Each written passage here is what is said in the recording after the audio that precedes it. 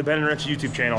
So this is our first How Tuesday. So what we got going on is we got my grandma's 2018 Jeep, good old Grand Cherokee with the 3.6. So she stopped off, her check engine light came on, she stopped off at a local AutoZone or some, you know, shoebox parts store that had a scanner, and they said she had a thermostat rationality code.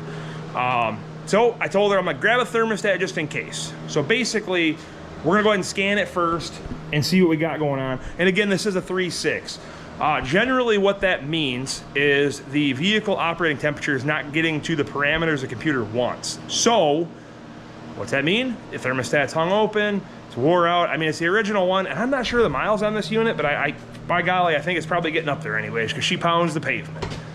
So, we got one, there we go, if you can see it, I don't know if it's gonna blink or not, 169. So, yeah, it's time. So we're gonna toss the thermostat in this thing, but we're gonna scan it first to show you what the code is that allegedly is on the computer here. The other thing, so with these newer Chrysler vehicles, you have to have a gateway access key to actually be able to clear the codes. I don't have that, unfortunately, so I can read it, but I can't clear the damn thing. So what we're gonna try to do, generally, if a problem is solved with an OBD2 system, after generally a couple key cycles, the code will dissolve and the light will go out. So that's what we're shooting for. In this case, if not, we do have a local dealership that we can send it to and have them clear it as well. But obviously then they're gonna wanna charge a diag fee and stuff like that.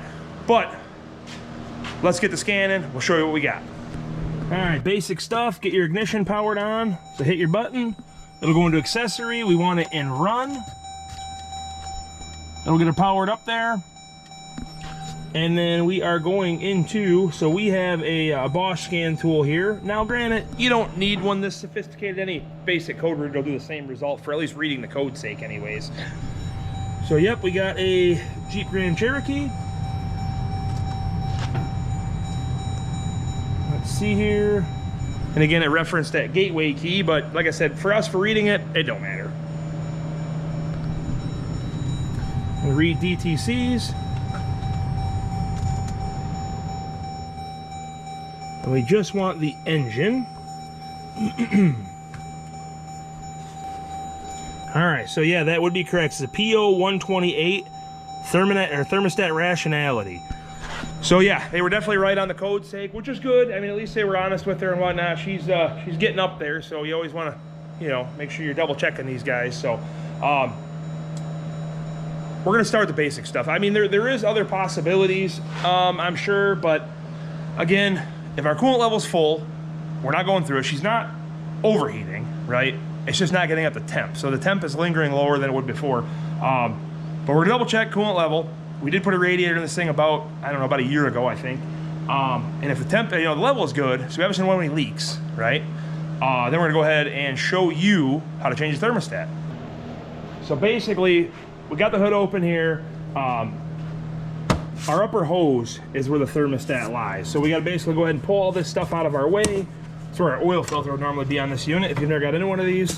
And these should, with a good yank and that 10mm screw, will get out of our way.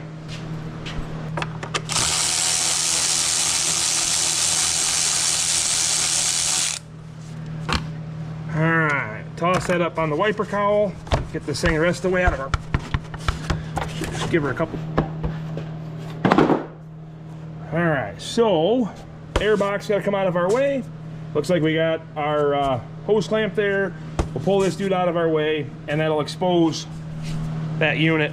So, but yeah, fun one, guys. Actually, we dropped off that car to Rusty. So you'll get, if you hang around for Friday, you'll get to see the look on his face when we brought that unit down, the old Escort diesel.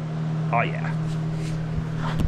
All right, so 8mm nut driver, 5/16, whatever you got, or a flathead, don't matter. I'm gonna go ahead and plug this intake air temp sensor.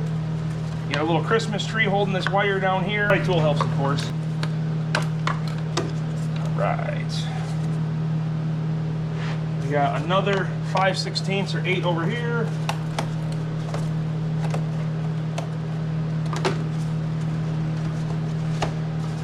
And this should just pop off, another rubber drum at the back.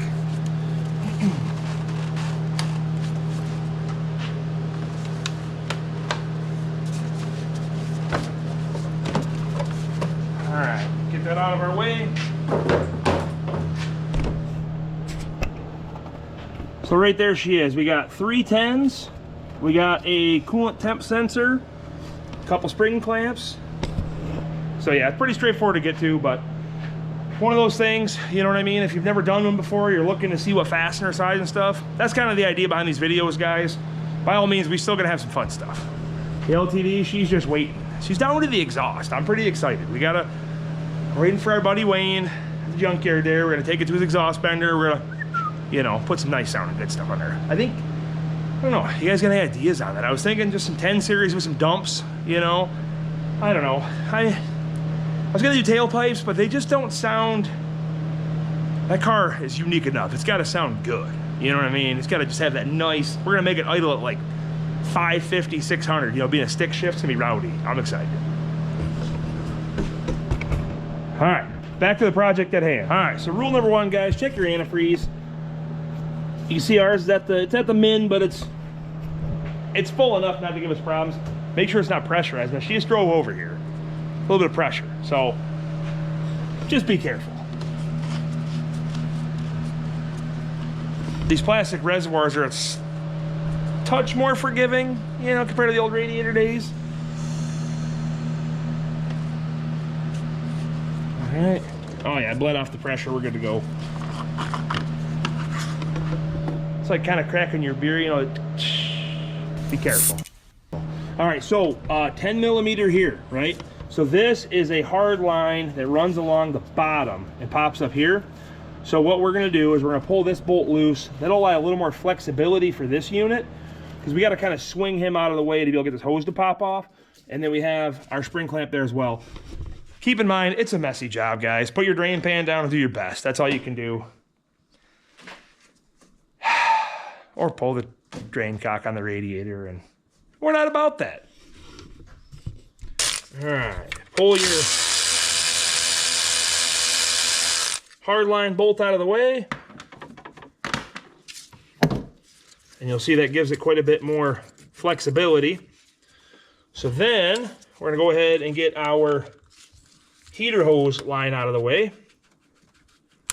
You wanna just slide it back past that barb, and it'll come off fairly easy. Enough room. Now remember, guys, this thing was just ran, so it's gonna be warm.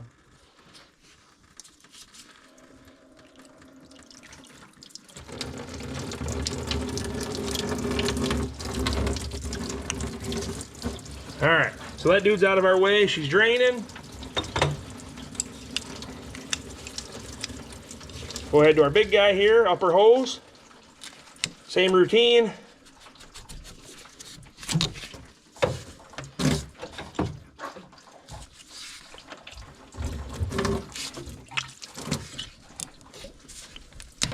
All right, give that a twist.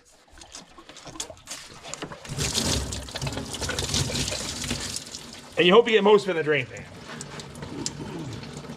And I'm not.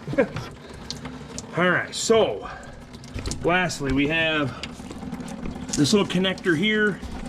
And now these guys can be kind of tricky. All right, so you pop that clip up and you give her a push, and she'll pull up.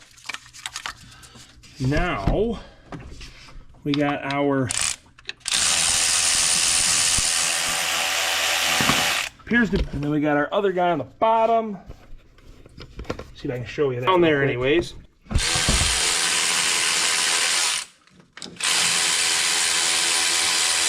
All right, pull that third bolt out like we talked about.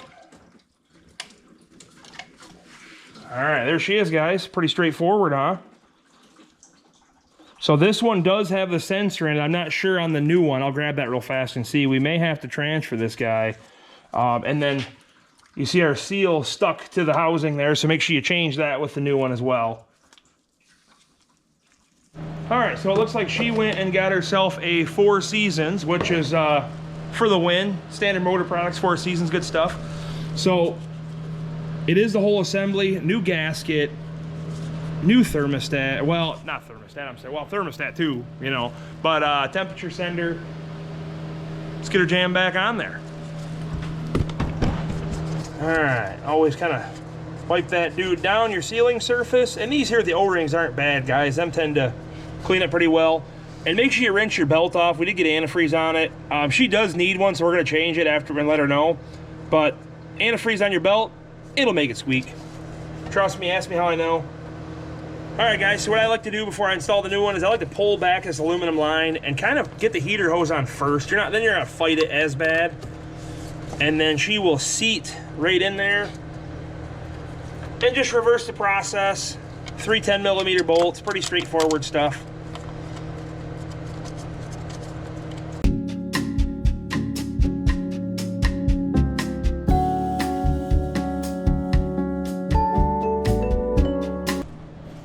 Get your upper hose. All right, get your clamp back on. All right. I'll see with one hand. And reverse the process, guys. Get her all put back together, and we'll get her fired up.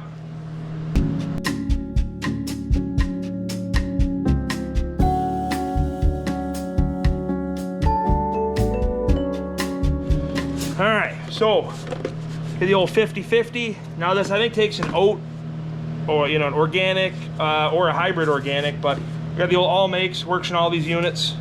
It is gonna be a yellowish tint, so maybe a little different color than what you have, but this is what we're running. And we're going 50-50 because we got hard water where we live, so something to keep in mind.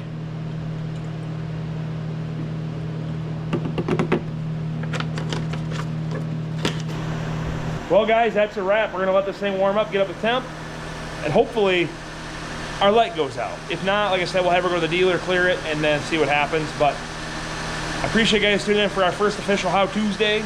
Any questions or anything, drop in the comments below. Sweetheart will be back, don't you worry. This gem, she's out of here.